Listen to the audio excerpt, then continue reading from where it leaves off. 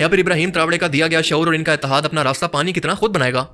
मुस्तकबिल में जाकर जो कुछ भी हो, लेकिन इब्राहिम traore की इस कहानी से एक बात तो क्लियर हो गई है कि गैरतमंद लीडर और इसकी कौम की पूरी दुनिया इज्जत करती है। और जमीर फरोश लीडर्स को दुनिया के अंदर दौलत तो बहुत मिल जाती है, लेकिन दुनिया कभी भी इनको इज्जत की निगाह से नहीं देखती, बल्कि बिल्कुल एक भिखारी की तरह ट्रीट करती है। अस्सलाम वालेकुम वरहमतुल्लाहि वबरकातुहू। उम्मीद है आप लोग सब खैरियत से होंगे। मैं भी अल्हम्दुलिल्लाह अल्लाह का लाख लाख शुक्र एहसान खैरियत से हूँ। आज इंशाल्लाह जिस वीडियो में रिएक्शन देने आ रहे हैं दोस्तों, हंसी टीवी उनका चैनल का नाम है और इनका चैनल का लिंक डिस्क्रिप्शन बॉक्स में दे दूँगा। आप लोग उनके चैनल सब्सक्राइब करिएगा और मेरी वीडियो को एंड तक देखिएगा। दोस्तों वीडियो बड़ी इंपॉर्टेंट है। ये वीडियो है साउथ अफ्रीका की एक छोटे से मुल्क की, समझ लीजिए एक तरह से है। और इब्राहिम traore जो वहाँ के इस वक्त राष्ट्रपति हैं, और उन्होंने एक ऐसी मिसाल समझ लीजिए एक तरीके से इनकलाब की आवाज़ उठाई है कि तमाम मुल्कों को इकट्ठा किया है और यूरोपियों को ललकारा है। तो आइए उनकी हम पूरी हकीकत जानेंगे कि क्या एक टाइम पे अफ्रीका एक ऐसा मुल्क था, वहाँ बताते हैं सोना चांदी मतलब तमाम बेशुमार दौलत थी, उसको एक तरीके से सोने की चिड़िया कहा जाता था। उसको किन लोगों ने लूटा, कैसे लूटा, क्या किया, कैसे राजनीति की, ये सब जानेंगे इस वीडियो के ज़रिए से पूरी हकीकत। तो वीडियो को एंड तक ज़रूर देखिएगा और जितना हो सके इसको वीडियो को शेयर ज़रूर करिएगा। तो चलिए बिना देरी पहले वीडियो स्टार्ट करते हैं, फिर इंशाल्लाह बात करते हैं। के दौर के अंदर था, तो तब भी आप देखेंगे कि इसकी फितरत यही रही है कि हमेशा ताकतवर ने कमजोर को जितना हो सके दबाने की कोशिश किया है, इसका इस्तेसाल किया है, इसको लूटा है, चाहे इसको लूटना रिसोर्सेज की सूरत में हो या फिर खुद के सर्वाइवल के लिए किसी की जान लेना। और आप देखेंगे कि ये फितरत इंसानों के अंदर आज भी इस वक्त गालिब है कि दुनिया के अंदर कुछ ऐसे लोग भी मौजूद हैं जिनको पैदा होते ही ये बताया जाता है कि तुम लोग गरीब पैदा हुए, तुम्हारा मुकद्दर यही है और तुम्हें इसी तरह से ताकतवर के लिए मेहनत करते और एक वक्त की रोटी कमाने की कोशिश के अंदर बस मर जाना है। हम बात कर रहे हैं अफ्रीकन कॉन्टिनेंट की और इसके वसाइल और लोगों को गुलाम बनाकर लूटने वाले और अपने स्काई स्क्रैपर और अपने महल तामीर करने वाले वेस्ट की। ये कहानी उस बर आजम की है जिसके अंदर सोने के पहाड़, हीरे, तेल और साफ पानी बहता था, लेकिन यहाँ के रहने वाले बेटों को भूखे, नंगे और गुलाम बना दिया गया। आज भी वेस्ट के अंदर अफ्रीका का नाम सुनकर काली रंगत के भूखे बच्चों, गुर्बत, करप्शन और पसमानदगी की तस्वीर ज़हन के अंदर आती है। लेकिन हकीकत यह है कि सोने की चिड़िया को लूट लूट कर मगरबी मुल्कों ने इसके कॉन्टिनेंट को आज इस हाल तक पहुंचा दिया है। बिल्कुल ऐसा ही हाल जैसा कि ब्रिटिशर्स ने सब कॉन्टिनेंट का किया था कि इसकी सारी दौलत को लूट लूट कर बर्तानिया पहुंचा दिया और इसे गुर्बत और जहालत के अंदर धकेल दिया। और सब कॉन्टिनेंट से जब सब कुछ लूट लिया गया तो इनको अलामती आज़ादी देकर छोड़ दिया गया और इनको आज भी लगता है कि हम लोग आज़ाद हैं। और बिल्कुल यही हाल वेस्ट मुल्कों ने, खसूसन फ्रांस ने अफ्रीका के साथ किया और आज के टाइम के अंदर भी कर रहा है। और इसकी शुरुआत होती है 1800 की दिहाई के अंदर, जब यूरोप ने पहली मर्तबा अफ्रीका की तरफ नजरें डाली और यहाँ पर मौजूद सोने के पहाड़, हीरे, कुदरती तेल, रबड़, कॉफी, चीनी और महंगे तरीन नेचुरल रिसोर्सेज को देखकर लालच के अंदर इनकी रालें टपकने लगी। लिहाजा फ्रांस, बर्तानिया, पुर्तगाल, बेल्जियम और इटली जैसे ताकतवर मुल्कों ने खुफिया मंसूबा बनाया कि इन तमाम रिसोर्सेज को कैसे लूटा जाए। और इसी सोच को लेकर साल 1884 के अंदर जर्मनी के शहर बर्लिन के अंदर एक कॉन्फ्रेंस होती है जिसके अंदर यह तय करना था कि अफ्रीका के वसाइल की लूट मार, जमीनों की बंदर बांट को पुराने तरीके से ये तमाम मुल्क आपस में कैसे बांटें। यानी मोटे तौर पर इस कॉन्फ्रेंस का मकसद ये था कि तमाम यूरोपीय ताकतें आपस में लड़े बगैर अफ्रीकी इलाकों पर कब्जा कैसे करें। और सबसे ज्यादा जुल्म यह था कि इस कॉन्फ्रेंस के अंदर अफ्रीका की मर्जी पूछना तो दूर की बात, किसी एक नुमाइंदे को भी इस कॉन्फ्रेंस के अंदर शामिल नहीं किया गया कि उनमें से भी कोई एक बंदा भी अपना एतराज या फिर अपनी राय भी दे सके। अब इसका सीधा सीधा मतलब यह है कि अफ्रीका को बिल्कुल एक गुलाम की तरह ट्रीट किया गया जिसकी कोई मर्जी नहीं, और इंसानी तारीख के अंदर ऐसा जुल्म इससे पहले कभी नहीं देखा गया। अब इस कॉन्फ्रेंस का नतीजा ये निकला कि अफ्रीका के तकरीबन 90% हिस्से को यूरोपीय ताकतों ने नक्शे पर बांट लिया, बिना इनकी जबान की और इनके कल्चर की परवाह किए बस लाइनें डालकर इनको तकसीम कर दिया गया, जैसे ये कोई गोश्त का टुकड़ा हो कि इतना हिस्सा तुम्हारा और इतना हिस्सा मेरा। अब इस कॉन्फ्रेंस के अंदर शामिल हर मुल्क को यह हक दिया गया कि वो जिस इलाके पर चाहे कब्जा हासिल कर ले, लेकिन वहां पर अपना कंट्रोल साबित करे तो वो इलाका इसका हो जाएगा। और इसी वजह से फ्रांस ने मगरबी और शुमाली अफ्रीका के अंदर कब्जा कर लिया, जिसके अंदर अलजायर मुल्क, माली, नाइजीरिया, चाड वगैरह इसके कंट्रोल में चले गए। जबकि बर्तानिया ने जनूबी अफ्रीका, नाइजीरिया और कीनिया पर कब्जा हासिल कर लिया। जबकि बेल्जियम ने कांगो पर ऐसा कब्जा किया कि वहां पर लाखों लोगों को मार दिया, जिस पर एक सेपरेट वीडियो में पहले ही बना चुका हूं कि कैसे। यानी बर्लिन कॉन्फ्रेंस अफ्रीका के लिए तबाही का आगाज थी, जिसके बाद मकामी कबाइल को तोड़ दिया गया, अफ्रीकी लोगों को गुलाम बनाया गया, इनकी सकाफतें बर्बाद हो गई और इनके तमाम वसाइल यूरोप के अंदर मुंतकिल होना शुरू हो गए। किसानों को इनकी जमीनों से निकालकर कानून के अंदर गुलाम बना दिया गया, बच्चों को स्कूलों की बजाय बारूद की बोरी उठाने पर मजबूर किया गया। इन बच्चों और बड़ों के सरों पर बंदूकें थी और दिलों के अंदर खौफ और ज़हनों के अंदर सिर्फ एक सवाल था कि हमने क्या कसूर किया है। पर इसके बावजूद भी दुनिया ने देखा कि इनका सोना, हीरा, चांदी सब कुछ यूरोप के अंदर जाता रहा। कुदरती तेल, तांबा, रबड़ सब कश्तियों के अंदर भरकर मुसलसल यूरोप जाता रहा और अफ्रीका के बच्चे अपनी सरजमीन के अंदर रहकर भूख से तड़पते रहे। फ्रांस ने अपने कब्जे के अंदर आने वाले अफ्रीका के मुल्कों के ना सिर्फ वसाइल को लूटा, बल्कि इनकी जबान, सकाफत और इनके दीन पर भी हमला किया। यहाँ तक कि अफ्रीकी बच्चे अपनी जबान तक भूल गए और फ्रांसीसी जबान बोलना शुरू कर दी। इनके बच्चों को सिखाया गया कि यूरोपी होना फख्र की बात है, जबकि अफ्रीकी होना इंतहाई शर्म की बात है।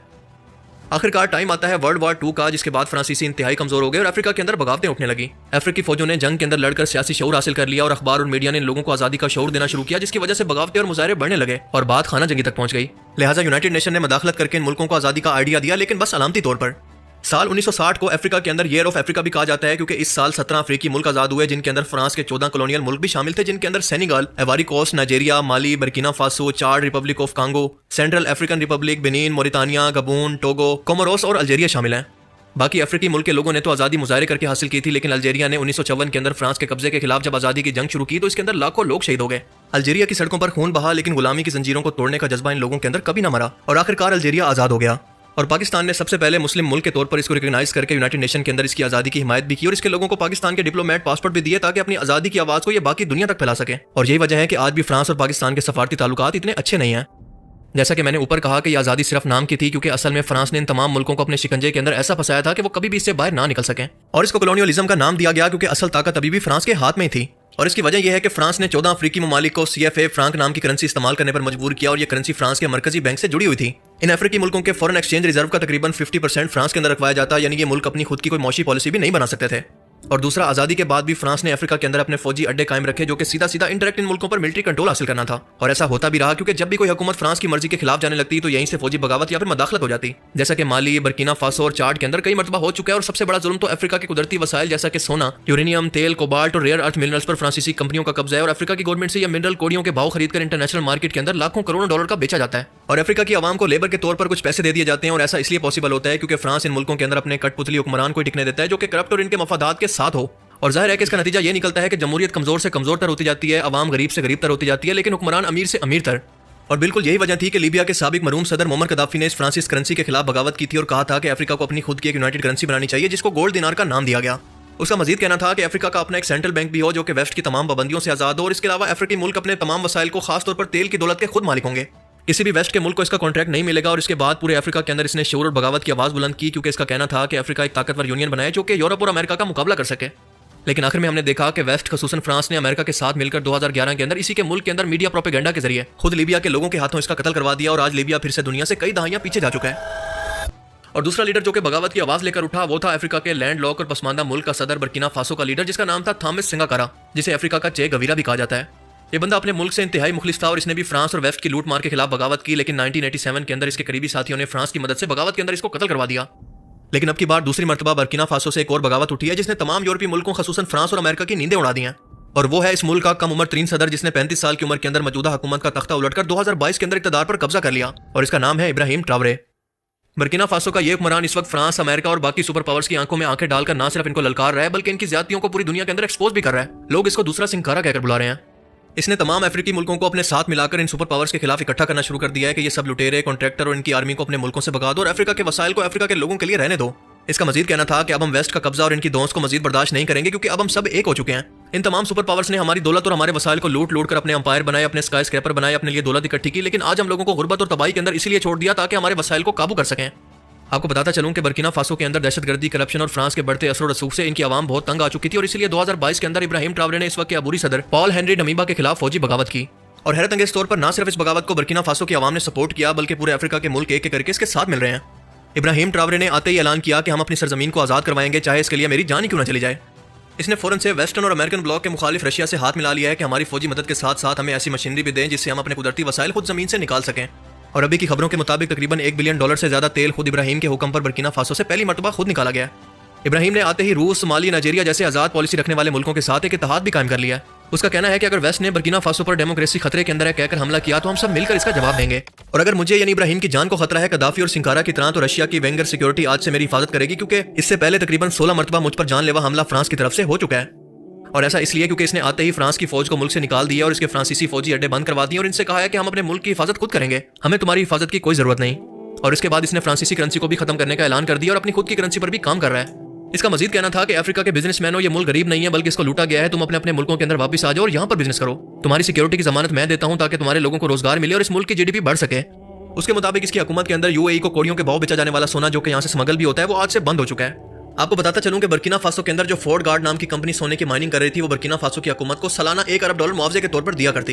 लेकिन इब्राहिम ट्रावरे की हुकूमत ने इनको बाहर निकालकर जब खुद माइनिंग शुरू की तो सिर्फ कुछ ही महीनों के अंदर $18 अरब से ज्यादा कमा लिया। और ये सिर्फ एक मिसाल है इसके गोल्ड रिजर्व के लूटे जाने की, जैसे न जाने कितने $1 ट्रिलियन के रिसोर्सेज पूरे अफ्रीका के लूटे जा रहे हैं। और इसी चीज को इब्राहिम ट्रावरे ने आलमी फोरम्स पर मगरबी लूटमार, ज्यादतियों, इस्तेसाल और मुनाफकत कहकर बेनकाब करना शुरू कर दिया है। वो अफ्रीका के नौजवानों के अंदर बगावत की बिजली भर चुका है और पूरी अफ्रीकन अवाम एक एक करके इसके साथ खड़ी होती जा रही है।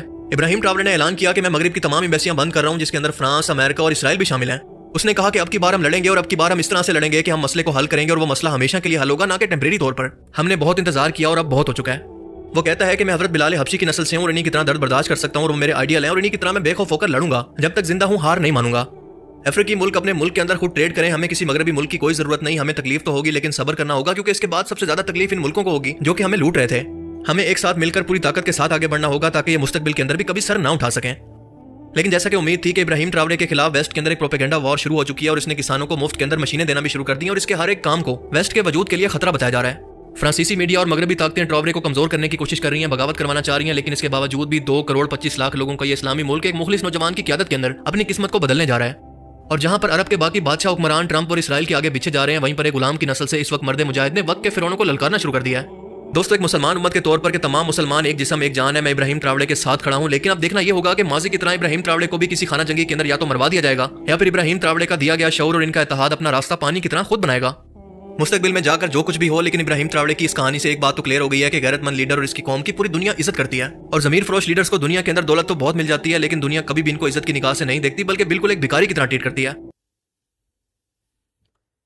तो ये था हमारा एक्शन जो आपने देखा, पूरी हकीकत पूरी सच्चाई सामने आ गई इस वीडियो के ज़रिए से। और ये तो एक ज़माने से चलता चला आ रहा है कि हर अमीर आदमी गरीब को दबाता है, हर ताकतवर आदमी कमज़ोर को दबाता है। तो ये तो हम सब जानते हैं, लेकिन हर मुल्क वाला हो, चाहे कोई भी राष्ट्रपति हो, अपने मुल्क के बारे में ज़रूर सोचे। और ये अच्छी बात भी है कि अपने मुल्क को तरक्की करके लेके जाए, आगे बढ़ाए। हर चीज़ में कामयाबी होना चाहिए हर मुल्क के अंदर। बस ये एकता की मिसाल होना चाहिए कि सब एकजुट होकर मिल के काम करेंगे तो इंशाल्लाह उसमें कामयाबी ज़रूर होगी। और इस वीडियो के ज़रिए से हमने जो सच जाना है, आपकी जो भी कीमती राय हो इस वीडियो के बारे में, तो हमें कमेंट करके ज़रूर बताइएगा और इस वीडियो को ज़्यादा से ज़्यादा शेयर करिएगा। तो मिलेंगे इंशाल्लाह हम आपसे नेक्स्ट वीडियो में। तब तक के लिए अस्सलाम वालेकुम वरहमतुल्लाहि व बरकातहू।